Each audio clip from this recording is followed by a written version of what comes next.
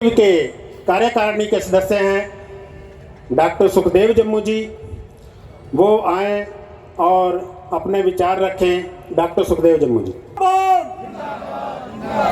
वामपंथी एकता जिंदाबाद। आदरणीय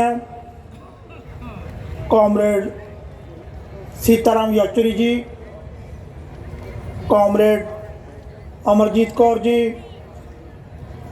कॉमरेड सुरेंद्र मलिक जी, कॉमरेड दरियाव सिंह जी और आज के अध्यक्ष मंडल, ये जो नारे हैं ना, जैसे ही नारा लगता है तो नारा लगाने वाला और जवाब देने वाला दोनों को ये जोश से भर देता है और जो सरकार है उसकी छाती में 303 की गोली की तरह का लगता है ये। इसलिए हम जब भी एकत्रित होते हैं, हमने अपने नारे, हम बदलाव की तरफ बढ़ रहे हैं। आज हरियाणा का जनमानस वामपंथी विचारधारा से के लिए जो समर्पित लोग हैं, वो बदलाव का संकल्प लेने के लिए इधर हुड्डा मैदान में एकत्र हुए हैं। बदलाव रहता है। कृष्ण जी ने कहा है, परिवर्तन संसार का नियम है, इसको कोई रोक नहीं सकता। बदलाव हुआ था तो मोदी आया है, अब बदलाव होगा। तो जब हम गांव में देखते हैं तो बात होती है कि कांग्रेस का तो नाम नहीं ले रहा है, मोदी जाएगा तो आएगा कौन, अब किसका नंबर लगेगा। तो कहीं अंतर्मन में आवाज निकलती है, इनका बदल तो भाई एक ही है। अगर लाल झंडे वाले इकट्ठा हो जाए ना कई सारे, तो इनको बदल जरूर देंगे। ये आवाम की आवाज़ है, जनमानस की आवाज़ है, जो ग्वाड़ में बैठा बोल रहा है, या किसी चाय वाली दुकान पे बैठा बोल रहा है, या पान वाली दुकान पे बैठा बोल रहा है। और आज मैं गर्व महसूस करता हूं कि दो वामपंथी पार्टियों ने ये जो साझा बदलाव रैली का जो आयोजन किया है, ये उस तरफ संकेत है दक्षिणपंथी ताकतों का बदल। ये है जिसकी बात लोग अपने चूल्हे पे बैठ के करते हैं और अपनी जब भी मिलते हैं तो बात चलती है। कहीं बुद्धिजीवी लोग बात करते हैं, धीरे से करते हैं। उस आवाज को ऊंचा करने की बात है। ऊंचा तभी होगा जब हरियाणा का जनमानस, जिस पर कोई दबाव नहीं है, वो है ग्रामीण खेत मजदूर, ग्रामीण मजदूर, महिलाएं, किसान, जिस पर कोई दबाव नहीं होता किसी का। कर्मचारी की मजबूरी होती है, वो भी अपना रोल अदा करता है जब उसका समय आता है।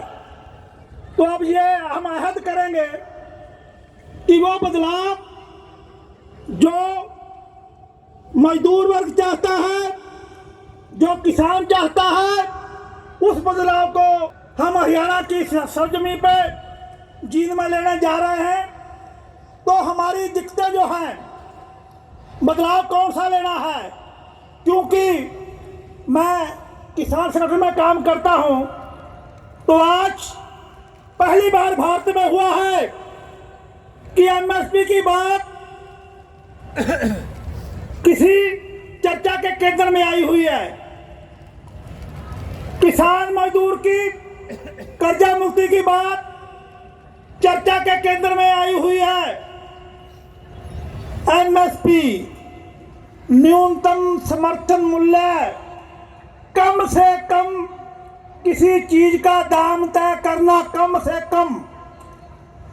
और जो पक्का माल तैयार करते हैं वो मैक्सिमम रिटेल प्राइस लिखते हैं, अधिकता वो बताते हैं।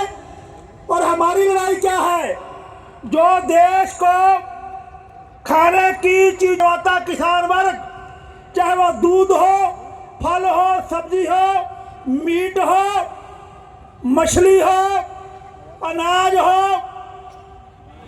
जो भी हम ग्रहण करते हैं, भोजन में यूज करते हैं, उसका पैदावार करने वाला वो किसान आज हरियाणा पंजाब की सरहदों पे और दिल्ली की तरफ जाने का जो मूड बना है, न्यूनतम समर्थन मूल्य सभी चीजों का की बात को लेके चल रहा है और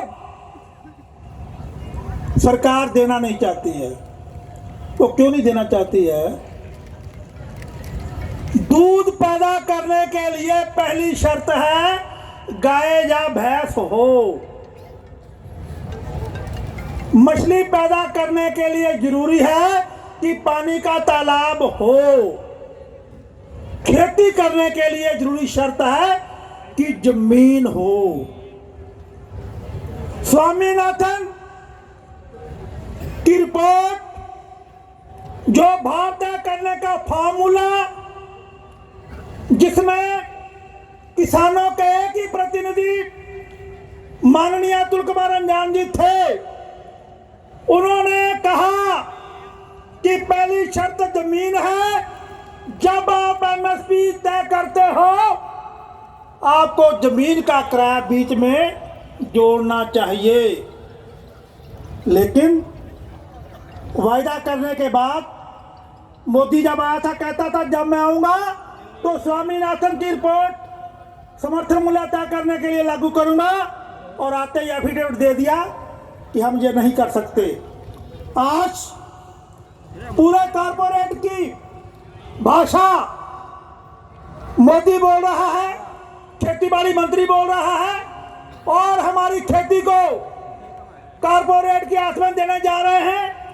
भले ही हमने एक लंबा आंदोलन करके 2020 के बाद वो कागज तो हमने काट दिया है जो सीधे जमीन देने वाला, लेकिन इधर उधर से दांव पेच लगा के हमारी जमीन, हमारे खोसने का जो वो उनका इरादा है, हम उसका मुंह तोड़ जवाब देने के लिए तैयार हैं। और आज हम जो नया काम करने के लिए जा रहे हैं, सरकार ने जो अघोषित इमरजेंसी हरियाणा में दिखाई दे रही है, सभी पुलों पे, सभी गांव के अड्डे पे पुलिस बैठी है, पुलों पे नाके लगे हुए हैं।